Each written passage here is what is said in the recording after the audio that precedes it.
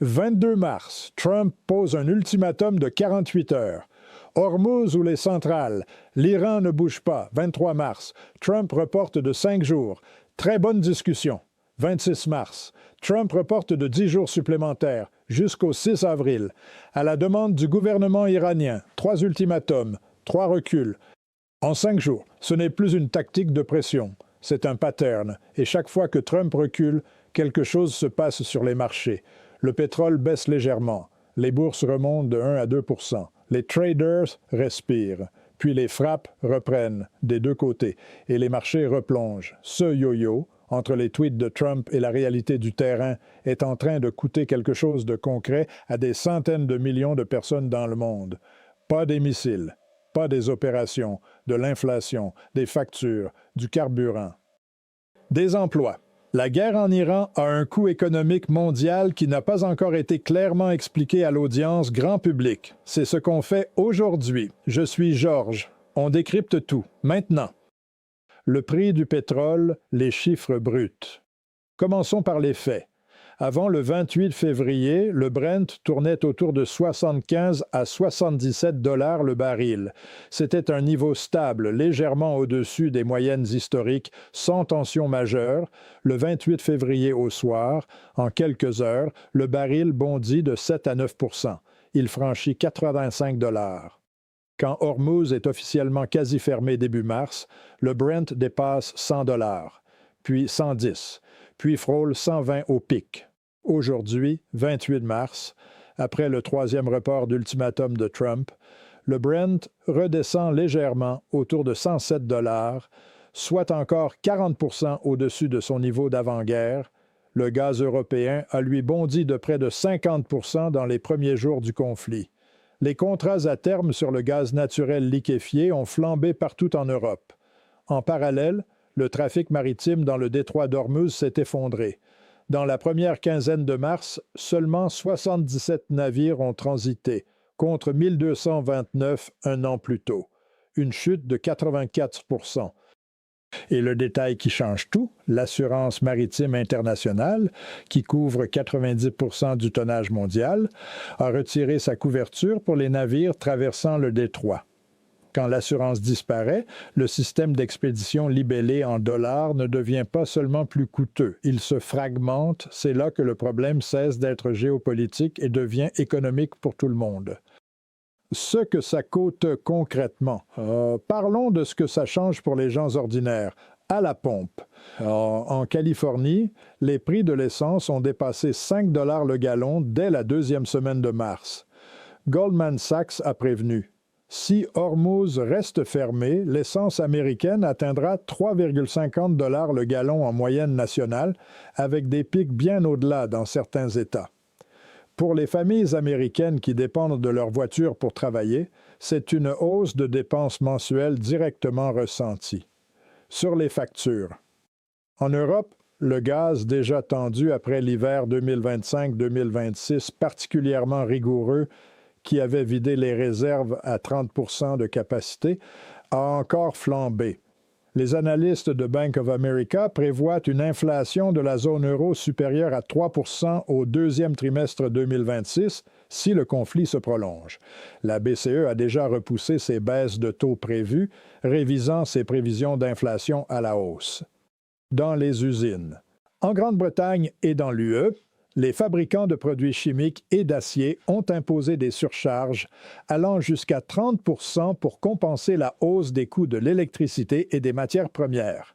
Des économistes alertent sur un risque de désindustrialisation permanente dans certains secteurs si le blocage maritime persiste au-delà de l'été. Sur les marchés. Le Dow Jones a perdu plus de 400 points et le S&P 500 a chuté de 0,7 % dans les premiers jours du conflit. Depuis, la bourse américaine oscille en yo-yo entre les tweets de Trump sur les très bonnes discussions et la réalité des opérations qui continuent. Le yo-yo Trump et ses conséquences. Ce pattern mérite une analyse à part entière, parce qu'il révèle quelque chose de fondamental sur la méthode Trump et sur ses limites. Chaque fois que Trump dit quelque chose d'optimiste sur les négociations, les marchés rebondissent, le pétrole baisse, les bourses montent, les investisseurs respirent, c'est délibéré. Trump est très conscient de l'effet de ses déclarations sur les marchés. Il l'a toujours été, et il utilise cet effet pour gérer la pression économique domestique. Mais cette méthode a un coût structurel. Quand Trump dit « très bonne discussion » et que 48 heures plus tard, les frappes reprennent des deux côtés, les marchés apprennent à ne plus croire les déclarations de Trump sur l'Iran. La crédibilité de sa parole diminue à chaque cycle, et quand la crédibilité diminue, même les vraies bonnes nouvelles sont accueillies avec scepticisme. L'économiste Stéphane Garelli de l'IMD l'a dit clairement, Trump est perdu. Et c'est ça qui inquiète tout le monde.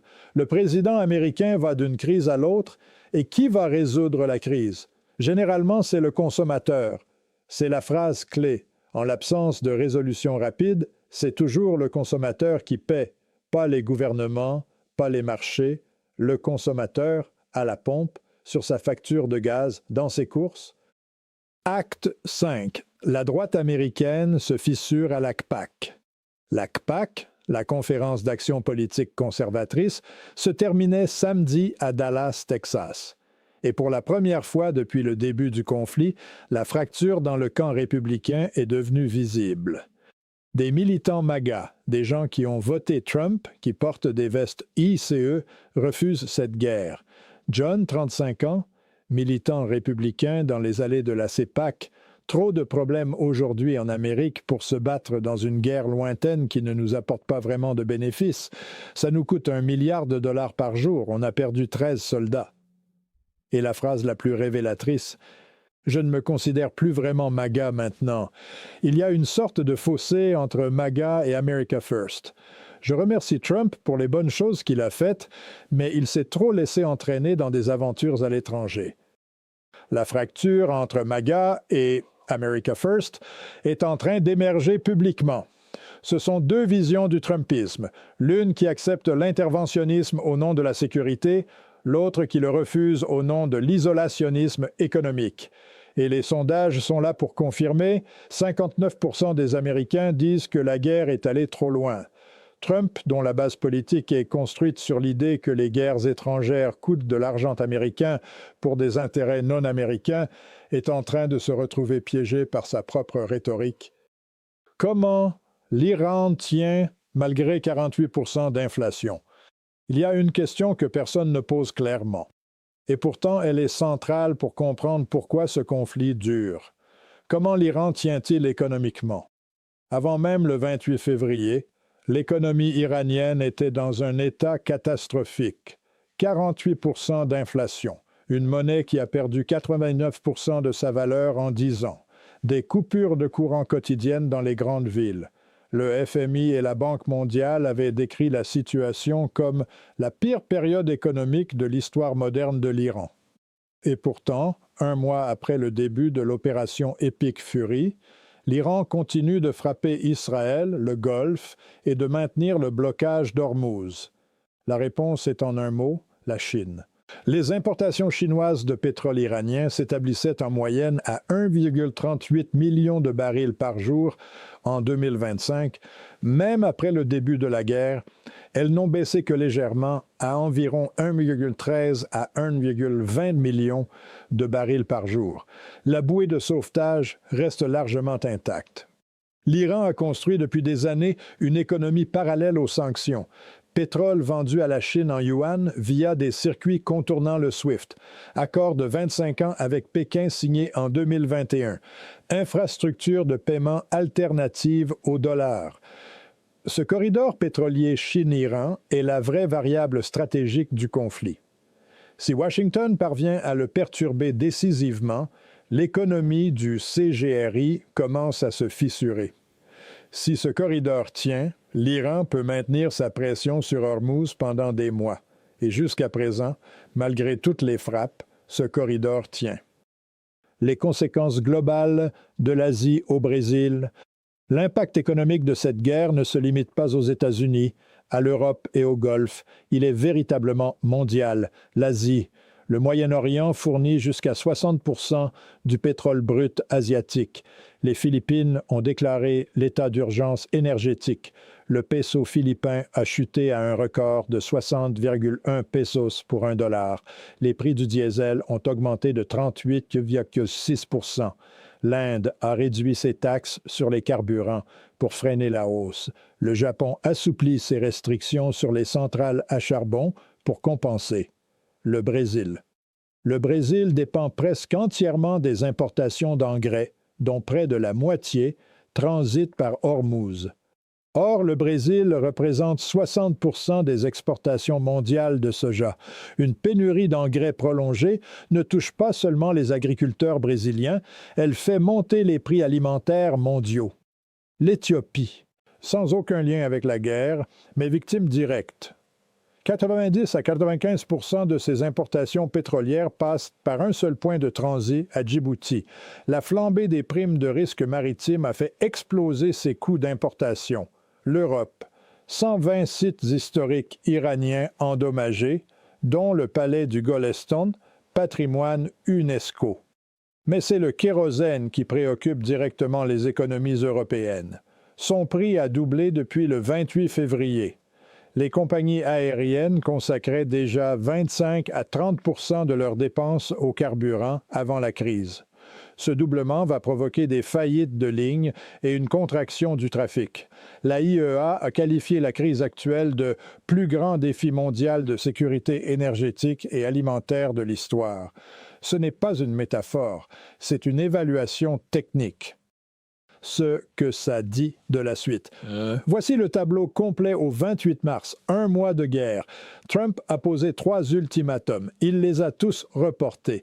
Chaque report a temporairement calmé les marchés, mais aucun n'a résolu le problème de fond. Hormuz reste quasi bloqué. Le pétrole reste à 107 $ et l'inflation continue de progresser dans tous les pays du monde.